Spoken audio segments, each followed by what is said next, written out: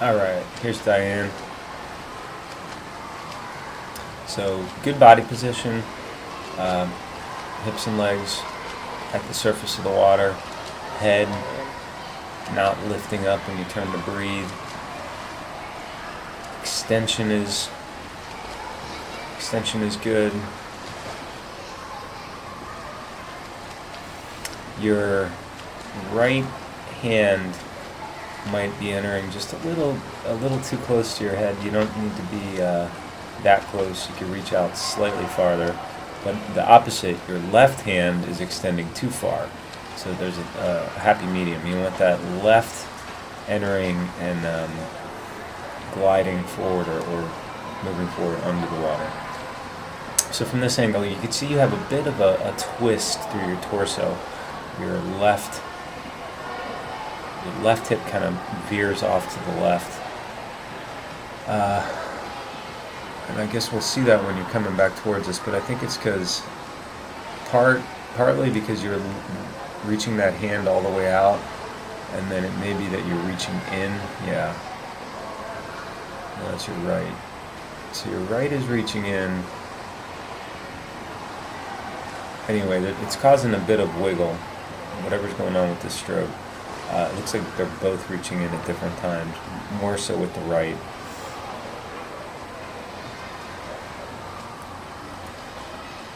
If you're, when you're swimming, if you're trying to push from the hip, that would cause that as well.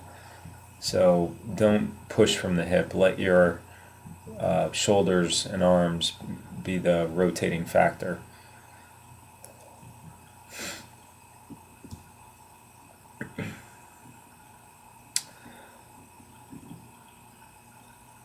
So mostly straight arm with both arms, mostly that straight arm style of pull. You're getting a bit more of the catch angle with the left. I could see a bit of an arc, between the upper arm and forearm. Right arm is pretty much a straight arm pull, though. And by straight arm, I mean the upper arm and forearm are one line. The high elbow, you'd see a difference in the hand-forearm angle versus the upper arm. There's some freeze frames coming up here, which you get to spend a little more time looking at each.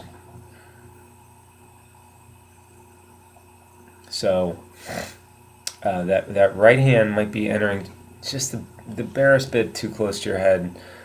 I don't want you to feel like you're constricted on the entry.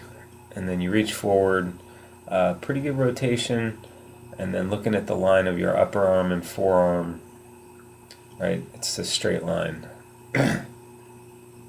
Hand getting almost an arc to that, but not quite.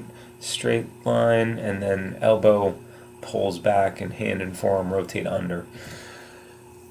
So you want to spend some time doing that fist with paddle drill, one arm drill, really trying to get the internal shoulder rotation. I think that's the piece that you're maybe not quite getting here. If you can get your shoulder to roll after you extend forward, you can't but help get to some high elbow catch angle. Now this left hand is entering all the way extended. You want to bring that entry a little closer to your head. When you reach forward all the way like that, you have to support that weight out front. Now the hand starts to cup, and then you could see a little bit of forearm involvement in that angle, getting closer to the high elbow catch, but then a little too much forearm rotation under the torso, and then you swirl back out. Kind of similar with both fist with paddle, one arm drill, doggy paddle drill.